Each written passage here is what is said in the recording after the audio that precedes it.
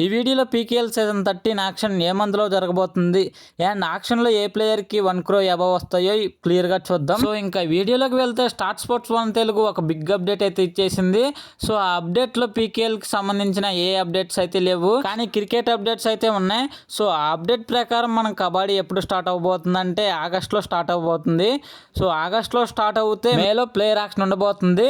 So నేను ఎలా చెప్తున్నానంటే ఎవ్రీ ఇయర్ 2 months గ్యాప్ ఉంటుంది ప్లేయర్ యాక్షన్ తర్వాత కబడ్డీ స్టార్ట్ అవడానికి. సో ఆగస్ట్లో ఎప్పుడు కబడ్డీ స్టార్ట్ అవుతుంది కాబట్టి మే నెలలో యాక్షన్ జరిగే అవకాశాలు అయితే ఉన్నాయి. సో యాక్షన్ అయిపోయిన 2 months ఎందుకు గ్యాప్ ఇస్తారంటే ఏ ప్లేయర్ని ఎప్పుడు వాడుకోవాలి, ఏ ప్లేయర్ని స్టార్టింగ్ 7లో తీసుకురావాలి, మనం ఈ సీజన్ ఎలాంటి స్ట్రాటజీస్తో రావాలని క్లియర్గా ప్లాన్ చేసుకుంటారు. సో నేను ఫైనల్గా ఏం చెప్తున్నానంటే ఆగస్ట్లో కన్ఫామ్గా కబడ్డీ లీగ్ అయితే స్టార్ట్ అవబోతుంది. సో ఎవ్రీ సీజన్ మనం అబ్జర్వ్ చేస్తే కబడ్డీ సీజన్ స్టార్ట్ అవ్వకముందు 2 months ముందు ప్లేయర్ యాక్షన్ ఉంటుంది.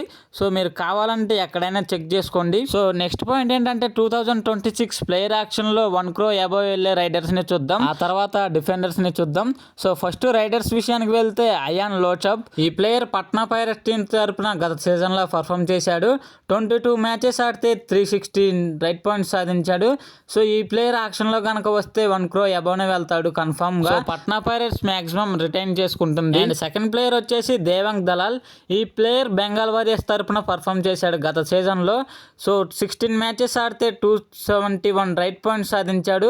ఈ ప్లేయర్ని మ్యాక్సిమం రిటైన్ చేసుకోదు, ఎందుకంటే ఆల్రెడీ పోయిన సీజన్లో 2 crores పెట్టి తీసుకున్నారు. సో మళ్ళీ 30% ఎగస్ట్రా వేసి ఇవ్వాలంటే సగం పర్స్ వాల్యూ తగ్గిపోతుంది. సో అంతెవరు అనుకుంటా నేనైతే మ్యాక్సిమం రిలీజ్ చేస్తారు ఈ ప్లేయర్ని. నెక్స్ట్ ప్లేయర్ వచ్చేసి భరత్ కూడా.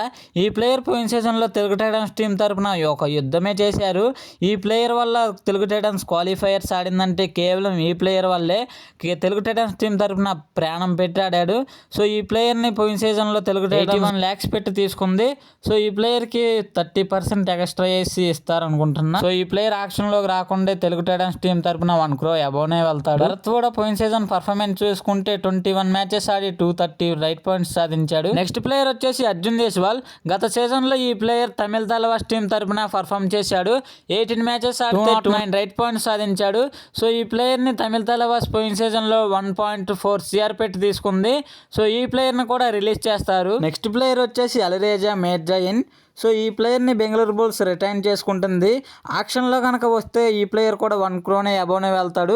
ఈ ప్లేయర్ పోయిన సీజన్ పర్ఫార్మెన్స్ చూసుకుంటే 20 matches ఆడి 197 రైట్ పాయింట్స్ సాధించాడు. సో నెక్స్ట్ ఇంకా డిఫెండర్స్ విషయానికి వస్తే డిఫెండర్స్కి 1 crore ఇవ్వరు, ఎందుకంటే డిఫెండర్స్ మీద అంత స్పెండ్ చేయరు, ఎక్కువ రైడర్స్ మీదే స్పెండ్ చేస్తాం. ఎక్కడో రేర్గా డిఫెండర్స్ మీద స్పెండ్ చేయడం చూస్తాం 1 crore. సో డిఫెండర్స్లో ఫస్ట్ వన్ వచ్చేసి నవదీప్. సో ఈ ప్లేయర్ కనుక ఆ ప్లేయర్ యాక్షన్లోకి వస్తే మంచి ప్రైజ్కే వెళ్తాడు. ఈ ప్లేయర్ పోయిన సీజన్ పట్నా పైరట్స్ టీం తరపున పర్ఫార్మెన్స్ చేశాడు. సో 21 matches ఆడితే 73 ట్యాకిల్ పాయింట్స్ సాధించాడు. నెక్స్ట్ ప్లేయర్ వచ్చేసి జైదీప్ దహియా.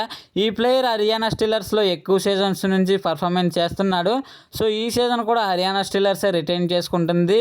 ఒకవేళ యాక్షన్లోకి వస్తే మంచి ప్రైజ్కే వెళ్తాడు. ఈ ప్లేయర్ పర్ఫార్మెన్స్ చూసుకుంటే పోయిన సీజన్లో 19 matches ఆడి 68 ట్యాకిల్ పాయింట్స్ సాధించాడు. నెక్స్ట్ ప్లేయర్ వచ్చేసి నితేష్ కుమార్. ఈ ప్లేయర్ పోయిన సీజన్లో తమిళ తలవాస్ టీం తరపున పర్ఫార్మెన్స్ చేశాడు. 18 matches ఆడితే 65 ట్యాకిల్ పాయింట్స్ సాధించాడు. సో ఈ ప్లేయర్ కూడా యాక్షన్లోకి వస్తే ఈ ప్లేయర్ కూడా మంచి ప్రైజ్కే వెళ్తాడు. నెక్స్ట్ ప్లేయర్ వచ్చేసి దీపక్ శంకర్. ఈ ప్లేయర్ ఫస్ట్ సీజన్లోనే ట్యాకిల్స్లో దుమ్ము లేపాడు. గత సీజన్లో బెంగళూరు బుల్స్ టీం తరపున పర్ఫామ్ చేశాడు. 19 matches ఆడితే 64 ట్యాకిల్ పాయింట్స్ సాధించాడు. సో ఈ ప్లేయర్ కూడా ప్లేయర్ యాక్షన్లోకి వస్తే మంచి ప్రైజ్కే వెళ్తాడు. మ్యాక్సిమం బెంగళూరు బుల్సే రిటైన్ చేసుకుంటుంది. నెక్స్ట్ ప్లేయర్ వచ్చేసి గౌరవ్ ఖత్రి. ఈ ప్లేయర్ పోయిన సీజన్లో పునేరి పల్టన్ టీం తరఫున పర్ఫార్మెన్స్ చేశాడు. సో ఈ ప్లేయర్ 19 matches ఆడితే 62 ట్యాకిల్ పాయింట్స్ సాధించాడు. ఈ ప్లేయర్ కూడా ప్లేయర్ యాక్షన్లోకి వస్తే మంచి ప్రైజ్కే వెళ్తాడు. నెక్స్ట్ ప్లేయర్ వచ్చేసి అంకిత్ జగ్లన్. ఈ ప్లేయర్ మన తెలుగు టైటన్స్ టీం తరఫున పర్ఫార్మెన్స్ చేశాడు. ఈ ప్లేయర్ 21 matches ఆడితే 52 ట్యాకిల్ పాయింట్స్ సాధించాడు.